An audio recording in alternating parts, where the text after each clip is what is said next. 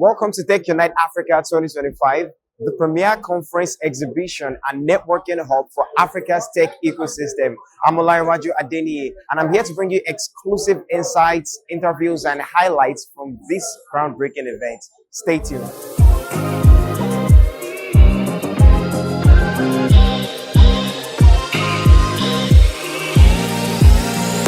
One of Tech Unite's organizers shares our excitement due to the massive global turnout, surpassing expectations and showcasing industry-wide engagement.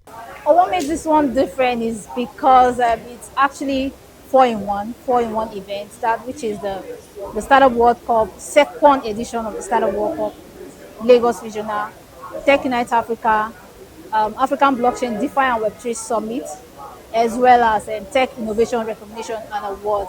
Okay, so these are four-packed events.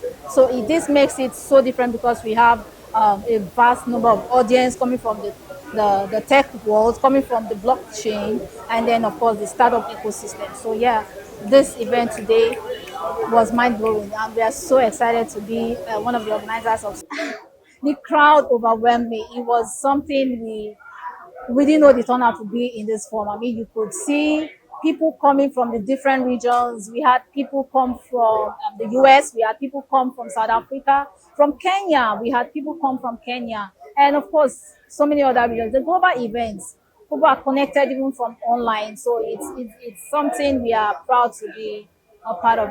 Dr. Oyewole stressed that skilled data scientists and AI engineers are essential to manage bias in generative AI, tailoring it to enhance work ethically while cautioning against over-reliance. Data-driven insight with human judgment is what I would recommend. And there is a course we run in some of the organizations that I work for. We call it hybrid human artificial intelligence.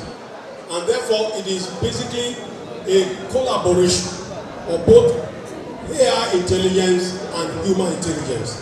And that will help us to be able to take proper decisions within the context of what we are looking at. Because if you rely solely on AI, because of the algorithm bias, you might run into problem.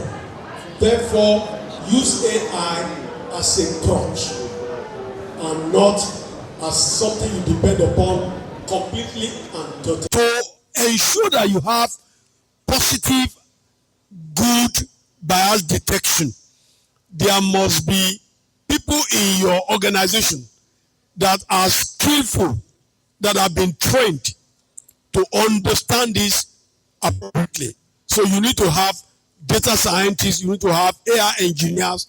All of them are going to be the one to look at the output of that AI and say, yes, this is bias and we can use it, or what we need to do is to adjust it to suit our own use so that we'll be able to use it, like I said earlier, augment whatever we do. It was noted that AI fueled by booming data needs strong infrastructure, as virtual glitches showed connectivity gaps despite rich content and audiences. Data is what AI itself thrives on, right? And in the last decade, or let me say in recent years, data has increased exponentially. Massive amount of data is being processed, all right? And this is not in isolation. When you have a massive amount of data that we are generating and that have been the data that is being processed, it tells you that it needs to be supported by resilient power supply. For instance, you might have seen the little glitches we're having in terms of communication with those that are joining us virtually. It's purely infrastructure. So we have content, a lot of content on the other side. We have an audience here, but the connection is a little bit challenging, so we're having glitches. A representative of Yellow Card addresses crypto education gaps with roadshows, university ties, influencers, and a multilingual academy, including Swahili and French, for Nigeria's diverse populace. I think there is an information gap One way that we can solve this problem, and we have been able to solve this problem at Yellow Card, it's by having road shows and partnership with different organizations where we partner with universities. We were in the East last year. We were in the West, in the North. We're talking about stable coins, talking about cryptocurrencies. Another way is to partner with influencers. One other thing that we did is the language barrier. Just in Nigeria, we have over 100 language. So we've been trying to.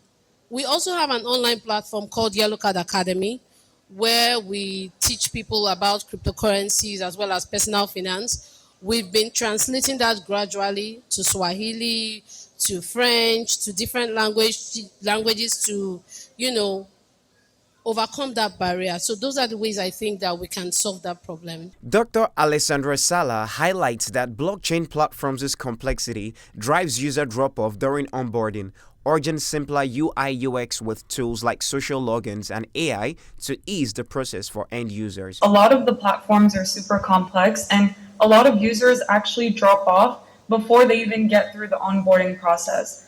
Whether it is that the KYC is too complicated, or whether it's that they don't understand how to bridge the chains, or they don't understand how to create the wallet. This really is a way where we lose a lot of people along the way. So the best thing that we can do is really to make it as user intuitive as possible throughout the UI and the UX as well. There are people that are implementing like social logins too, and this social login can automatically create your wallet for you. I think this is a great tool that can be used, as well as implementing AI too within the app to understand like the user journey, creating 3 to 5 key steps on how to get started. So really, as we're building solutions in the blockchain space, it's really important for us to think about the end user rather than all of the other blockchain companies in here, and how can it be as simple as possible for them to use. Sophia Zab, PalmPay's Chief Marketing Officer, speaks on reliable payments set to shift Nigeria's MSMEs over 70% of GDP from cash to digital by enhancing user experience and fixing past issues. Very important that we do solve this problem because the economy in Nigeria is powered by MSMEs. I think they account for over 70% of the GDP now. So if you're looking at digitizing the economy, you have to make sure that those guys are comfortable with making payments. And historically, that has not been the case because the payment network was very unreliable.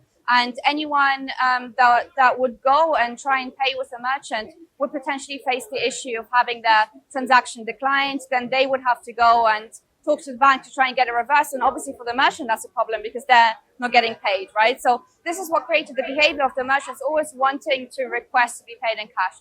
So to change that behavior, you have to change the user experience. You have to make the system more reliable. And you also have to make it more convenient and more rewarding because accepting cash is free, but accepting digital payments, sometimes there's a charge, right? So we addressed all of those things at PalmPay. We built our own financial infrastructure, including something called payment orchestration, which means that we integrated directly into the switches, into all the different financial institutions. We built our own transaction monitoring and routing system and really went deep into the problem to make sure that transactions were always reliable. A senior project manager at Schneider Electric says AI will create more jobs than it displaces, depending on how individuals and organizations leverage it for better decision making. Yes, while AI might take some jobs, it's going to create some other jobs. The good news is that it's going to create more jobs than it's going to take. But it's not about how individuals can leverage or how organizations can leverage, right?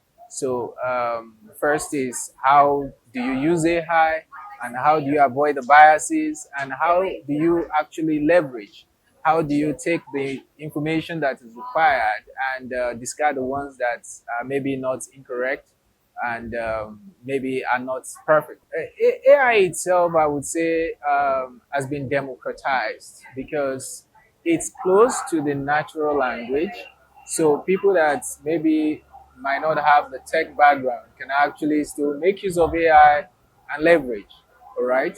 So I would say that it's for everybody and it depends on how you use it and how well you use it.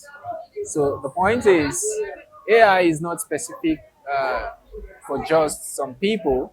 It's meant for everybody, and everybody needs to also contribute to make AI itself a good idea, I would say, because AI thrives on data, and it thrives on the right data. It thrives when we give the right data as facts. But if AI doesn't have enough data, then we're going to be basing the decision making on information that are inaccurate, and this might also provide outputs that are inaccurate. TechPression's head of content, Ibukun Bankole, held an interactive session with Silas Omomei of the Nigerian Content Development and Monitoring Board on adopting policies for emerging technology while promising inclusive access to training, capacity building, and partnerships. We will make a deliberate attempt to reach the underserved areas in the country. We go to the riverside and ensure that those adverts are not just only online or in the cities. We deliberately have consultants that will help us reach those areas, both in the south, in the southeast, in the southwest, in the northeast, north central, northwest. We have already done a sort of workshop, a research and development workshop across the country already, and we have identified the challenges. So this time around, we are going to go back and ensure that everyone is taken on board. At least you will have the opportunity for us to hear what you've got and see what we can do for you. Mojisola Alabi sheds light on trust as a key factor in financial transactions, whether cash or digital, requiring verification, security, and reliability. Trust, even with cash and transaction, it's trust issues. Because if you give me 1,000 naira, I'll first of all check whether it's real or fake. Now, not to not talk of going digital or something that is intangible. I can't hold it, I can't touch it, I can't feel it. For me to be able to trust that particular transaction, I need to know whether it's verifiable, I'm going to get the alert that I'm supposed to get, and my details are safe with you. That is the first level of trust. Now, the second level of trust is, my money, is it safe with you? Like you promised me it's safe. Now, under lending for trust issues is basically, if I come to you that I need money to do transactions or to offer me services on another platform, I need to know that my details that I share with you are safe. I need to know that the agreement on the payment that you are giving me, on which I'm borrowing the money on, is within that time frame. There is no value addition. We are going to pay in foreign currency. But if you are able to add something to it, customize it, and people can subscribe to that service locally using the Nigerian Naira, for instance, we would like to take it on board. And that's a wrap from Tech Unite Africa's 2025. It's been an incredible experience witnessing the innovation, collaboration, and game-changing ideas shaping Africa's tech future. If you enjoyed this coverage, be sure to follow TechPression for more updates on Africa's evolving tech landscape. Olarinwaju Adeni, reporting for TechPression.